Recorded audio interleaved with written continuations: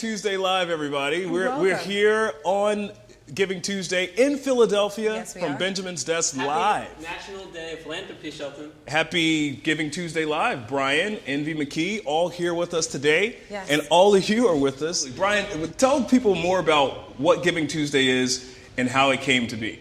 Everybody knows about the Black Friday and sitting outside the Walmarts and the Cyber Mondays and getting those deals, but you know what? There's more than just that. There's actually philanthropy and all about giving, and that's what the conversation we're going to bring out today is the psychology of giving, the 21st century giving, and hey, if you're going to buy something, why not buy something that has an impact as well? Giving Tuesday Live is brought to you in this great man here, his vision, founder of Just Good, Brian Weinberg. CEO of TwitchChange, Envy, who is just queen of the universe, coming together to bring this to you.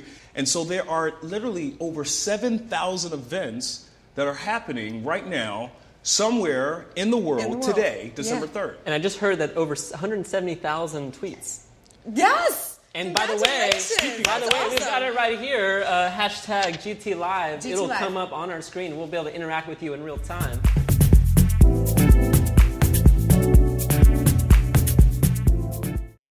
Holly Robinson Peete is just one of those rare people. She is an actress, she is a singer, she is a mom. Many of her Twitter followers know her as Crazy Football Mom. Yes. She's also married to Rodney Peete, former quarterback for the Philadelphia Eagles and the Dallas Cowboys.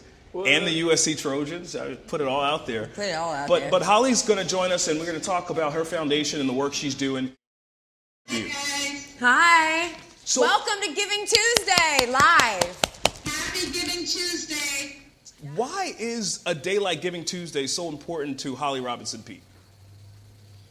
Well, giving is just important to me, Shelton, and I think giving liberates your soul. I think Maya Angelou said it best when she said something to that effect. And then just especially in the middle of all this commercializing of Cyber Mondays and buy something Saturdays and spend some money Sunday. I mean, it's just... It feels like there's not enough balance in giving back. And that's what philanthropy is, really. It's about the balance of all of the excess that we have and recognizing that we have so much opportunity to do good. Yes. And I really appreciate you using this social media platform because, as we've discussed before, social media used for good can be very, very, very good. Yes. So... listen, this is just one day. It should be once a month that we do this.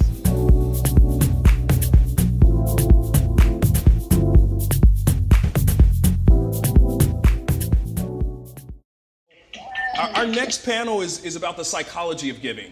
What goes into the mindset of a Holly Robinson Peete or Brian Weinberg who, leaves he's got to tell a story later, but leaves a career of riches and finances and decides he's going to try to change the world through sustainable goods. I mean, awesome. What has Envy McKee decide to wear that baseball cap? Yeah. And there's a science behind that. Excuse me, I'll be right back. Somebody help her. We need a... Oh, right. That's now, a sneak preview. Wardrobe change. The Just Good fedora. Just to introduce, we've got Dr. Elizabeth Lombardo, Dr. L. Yeah. We've got Aaron Shirinian. Yeah. That's it, right? From the UN Foundation. UN Foundation. And Spencer Gerald, who's the CEO of Spark Experience. We really want this to be an engaging conversation that our audience can actually join in as you folks are talking through what goes into the mindsets of giving. And so, when we say the psychology of giving, and we know we've got a renowned psychologist, Dr. Lombardo. What I love about even with Dr. Lombardo is she explains things in ways that she keeps it whether real. you don't, she keeps it real. And I want to start with you, Aaron, as being the one of the leaders of this movement and your role with the UN Foundation. And we've had the privilege of at TwitchChange to work with you and your team. Amazing work.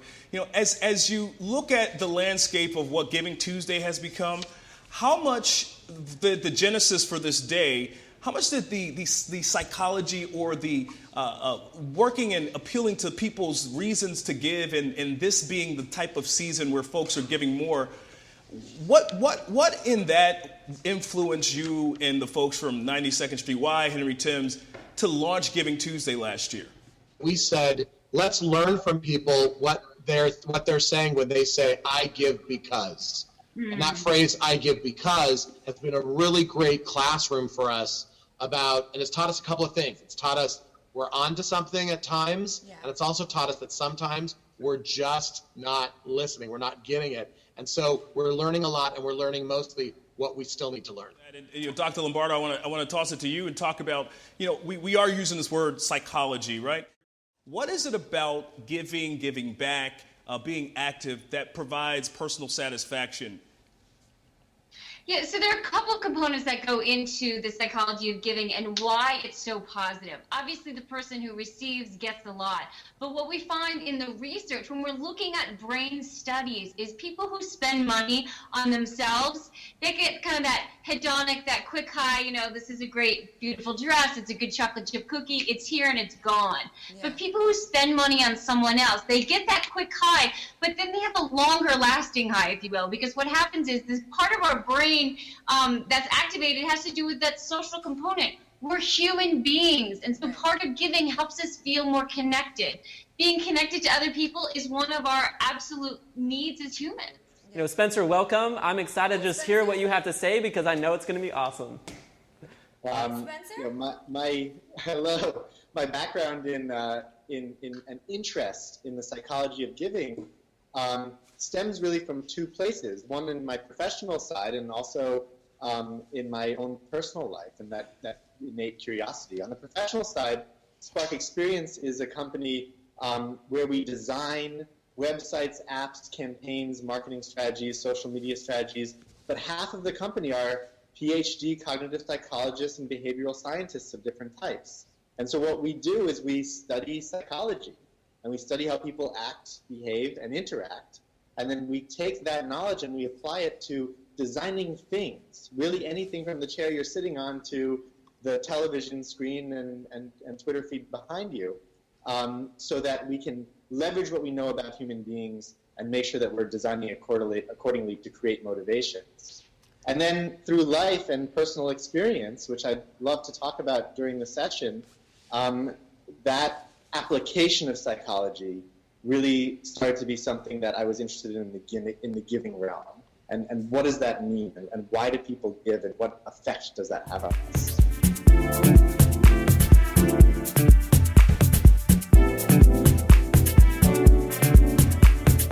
We've got our next person on, and I know she's amazing. Brian, tell us more about our artist spotlight today. So I actually first heard Lissa perform at Opportunity Collaboration, which is a 5-day poverty alleviation for delegates all working to really give their lives to changing the world.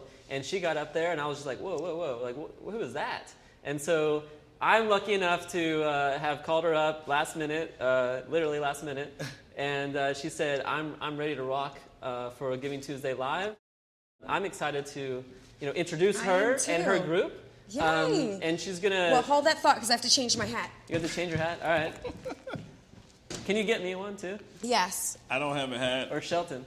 Do you want to wear a hat? We all give got to it a wear shot. hats, All right? right. We're gonna wear hats for this Here, segment. you can wear this one. This one, it doesn't Because it's match, flatline right? poetry. Flatline poetry. We're like in the house. I sat quiet. Felt cold, ripple through hallways, saw anger, tossed out like tissues, remembered September's first class. How inside those four walls, my students bit back truth, choked down painful words and chewed curses. With laughter, their pens hesitated.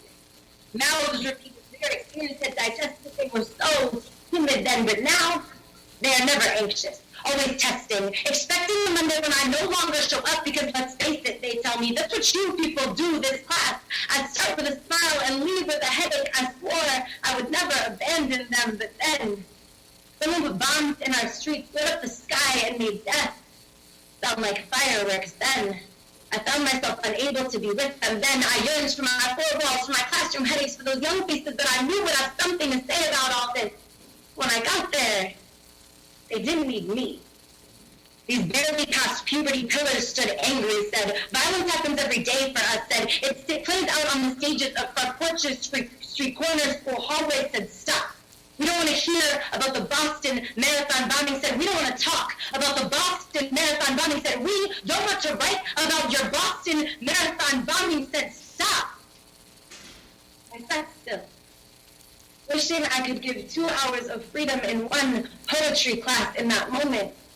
I no longer cared about bombs sounding like fireworks, for theirs is an entire past of fireworks. I stopped trying to process and heal and started to listen.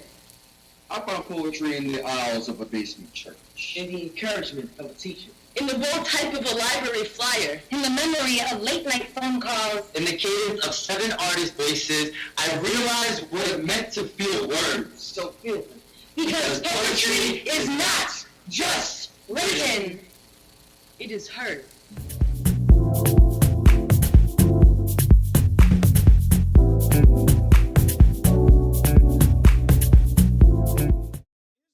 I'd love to start with Bree. You start the conversation as we talk about what's trending. As we said, IndieGoGo has been an awesome partner for us for this event, for this Giving Tuesday Live. IndieGoGo is thrilled to be part of Giving Tuesday and this initiative, and particularly honored to be joining you on Giving Tuesday Live. So thank you so much for having us. Thank you for being here. IndieGoGo, just as a quick overview, is the world's largest global crowdfunding platform, meaning that we enable anyone to post a campaign for anything from anywhere in the world. And we help those people to achieve their dreams by running their campaigns. Prizeo is another really hot young company. Brian Baum and Leo Segal, who I met earlier this year, who launched similar to what we do. They do online raffles with celebrities and amazing experiences, kind of like a Kickstarter, even IndieGoGo experience. And then JaBig's group has been working with Riot.org is one of their big folks who, if you go there and you see that little panel where you can give or donate or take action, that's his company, Donately, his tool. When we talk about the trends that are happening in online giving and crowdfunding is such a big deal right now for folks, what is it for you, I'm talking for you specifically, why do you think it's been so effective to get the ordinary people to at times give more than corporations and even large foundations? Well, all of this is kind of behind exactly why we started Prizeo. We started this thing where we would take the kind of once-in-a-lifetime experiences that we raffle off now. We would take them to charity galas, we'd auction them off to the super wealthy and to companies, and really quickly we had the epiphany that when you get one check from one person, there's always going to be some inherent limit to how high that goes, whether that's me, you, Bill Gates, or Fortune 500 company. We saw really quickly that it was a lot easier to get a little bit of money from a lot of people. You look at some of our biggest campaigns, like the one we ran with One Direction, that was able to raise $785,000 for cancer research. That's an incredible amount of money. Yes, it and is. It Awesome. really didn't take as many people as you think. That campaign had probably somewhere between 25 and 30,000 donors out of the 50 million One Direction fans. JaBig, you folks with Donately tapped into something that is, I think, really spectacular. Tell us a little bit more about Donately, what it does, and places that it's being used right now. Yeah, sure. So to give a quick background, I founded Donately as well as 50 and 50. And 50 and 50 is an agency that's working directly with nonprofits like Invisible Children and a handful of others to just help shape those online experiences. And what we noticed was so many organizations needing to be unique and disruptive in their own space and doing custom experiences for their donors. I think what we were just talking about, what Bobby had mentioned, that Prizeo is doing so well is responding to the need that there is donor fatigue. Donors are kind of bored. A lot of what we've been doing for the past 5 years has not been tailored enough to them and been exciting to them. And so IndieGoGo and Prizeo are great platforms to do exciting things. Donately was built to work with organizations to do unique experiences for their donors.